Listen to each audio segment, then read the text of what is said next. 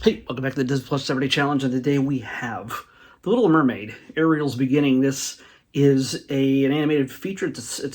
Actually was, I don't think it ever came into theaters. If it did, well, maybe it did. It's rated G. It has a rating, and usually when the things go direct to video, they tend to not be rated. It came out in 2008, which is kind of late, at least for that range of sequels. All those sequels they put out in VHS and I guess DVD back in the day when Disney was just grinding out sequels for whatever reason of the Renaissance era films. So we had sequels of Beauty and the Beast, even a Christmas one, Mulan, Tarzan, and of course a number of different ones for Ariel in The Little Mermaid. So it's I actually don't know if this actually went to theaters or not, but it feels like a higher quality than some of the direct video ones. The animation's a little bit cleaner. Different parts of it varies only slightly if you're looking for it. If you're a 5-year-old watching this, you aren't going to care whatsoever. You're not going to say, oh, it's like Saturday morning cartoons more than like a feature film release. No, you're not going to care. You see Ariel on screen and you're excited. That's what this is all about. You want to have kids entertained by the characters they know and love, and who better than the iconic Ariel from The Little Mermaid? It's an hour and 22 minutes. And as you can tell, it's Ariel's beginning, so it's a prequel. And it's going to have some of the things you kind of expect. It's in a prequel. You're going to see her younger, but for the most part, you get to see the Ariel that you know and love, pretty much the same age, like 15, 16. And you get to see her sisters, more of her sisters as well. A large variety of different looks for the sisters. They're all essentially the same for the most part, but they all have the same dad, and supposedly they have the same mom. Look at him. Look at him. Yeah. The live action film kind of broke that down and said, oh yeah, they're daughters from different regions. Triton gets around. Okay. In this, there's no such discussion of these things. Ariel's mom, the mom of all of these young women, is very much a redhead. Kind of looks a little bit like Jodie Benson. Very much looks like a grown-up Ariel. And the same color scheme for the most part. And just, yeah, you get to see what Ariel might look like as a grown woman. And you know that she's not in the original Little Mermaid film. You get to find out why. And it's a pretty dumb reason. It's not dumb story-wise. It does what it's supposed to do for the story. It's just that, okay, I'm going to spoil it for you. Just be ready. Just be ready. If you don't want to know and you're going to watch this, go ahead. Just go watch it, then come back and talk to me or listen to me. Okay? Triton and his wife, and I don't know why. I think Jodie Benson also played the mom. I'm not really sure. You know what? I kind of all blanked out as to who played the mom. She sounded a lot like Jodie Benson, who is Ariel.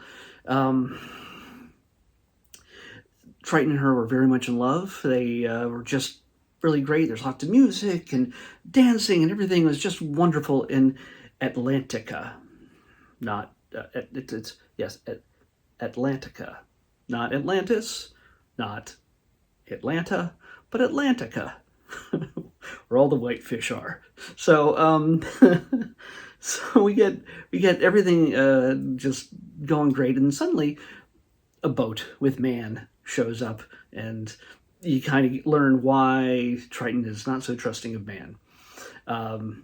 So they sort of, I don't know if they're actually going after anybody or if they're just in the wrong place at the wrong time, but they mess things up, and there's a music box, which, by the way, is rendered in 3D. It's 3D animation intermixed with the 2D animation that you see mostly throughout the film. So there's a lot of, intermixing in this era. You get this lovely little music box that Triton has given to his wife, and it gets dropped, and she goes after it right at the exact moment that something's about to kill her, and it does. And it makes Triton so mad that he throws this thing as far as he can. He's a god, and he can throw pretty far. So he throws it to the edge of his kingdom, as far as we can tell. And if there is an edge to his kingdom, but he throws it far away, never to be seen again. So he's banned all music, no singing, no dancing, no joy, and he rules over the kingdom of Atlantica with an iron fist for the most part. It's not like he's cruel or anything. He's on a regimen. I must see my daughters every morning at this time. They say hello to me, and I say hello to them. Have you done your chores? Yes, I've done my chores. And the girls are just kind of sick of this, but they all have certain levels of acceptance. There's the oldest sister who is wiser than all of them, and she just kind of works as an intermediary, going, hey, look, guys, girls, just chill out. And of course, Ariel being the youngest, she tends to be the little bit most rebellious, and that's that red hair. She tends to be a little rebellious and sort of tired of just not doing anything, as a restless teenager might be. So it gets her in trouble, and this is what she gets to meet Flounder for the first time, and what's his name? Sebastian, played by Samuel E. Wright, once again. It just doesn't sound like him as much. I don't know why. Maybe he got a little bit older, and maybe his voice wasn't the same. I mean, honestly, it's 2008 compared to, 1992, probably recorded in 1991. 89, sorry, 89, I was thinking of the later films. 80, wow, yeah, it's a good 20 years later, if my math is correct, then 89 to 99, yeah, almost 20 years later. So maybe he doesn't have all the under the sea kind of vigor in his voice, understandable, but he's credited as Sebastian. There's, by the way, speaking of Under the Sea, there is a few songs, maybe 3 or 4, nothing that is going to ever have the catchiness of the originals. It's just the way it is. You're not singing these songs. If this movie was huge, and it would have been because of the music. And it's not that the songs are bad, it's just that they're not catchy. They're not ingrained in our minds and our souls like the originals, and that's hard to top. It's hard to get even close, especially when you probably don't have the same budget that you had in the original, or technically they may not have had that much great of a budget back then either. I know there's a whole story behind all that stuff, and I've already forgotten it. So we get a number of other voices you'll recognize in this. Sally Field plays the movie's villain. Yes, it's always some sort of twisted woman in purple who is angry at stuff that makes for a great villain under the sea. She plays Marina Del Rey. Yes, that is her name, Marina Del Rey. For those of us in California, it is a place not too far from here in Los Angeles. But yeah, she plays a woman who's trying to get up the ladder, and she's really Sebastian's rival in this. And between the two of them, Sebastian is, the right hand to the king, and she wants that job. She's in charge. She's a governess in charge of the daughters, and the daughters never listen to her, well enough anyway. So it tends to keep her underfoot a lot, and so she's looking for all ways she can outdo Sebastian. She just needs him to make one mistake, and she can hopefully rub it in his face. There is Jeff Bennett is in this. He plays Benjamin, the sidekick to Marina Del Rey, and you'll know it's Jeff Bennett because his character sounds a little bit like Winnie the Pooh. Yeah, by the way, this is a who's who of Disney, the Disney armada of voice actors. I'll just go down through a few of these. Tara Strong, Jennifer Hale, Greg Griffin, Jeff Bennett, Carrie Walgren, Kevin Michael Richardson, and Rob Paulson. okay?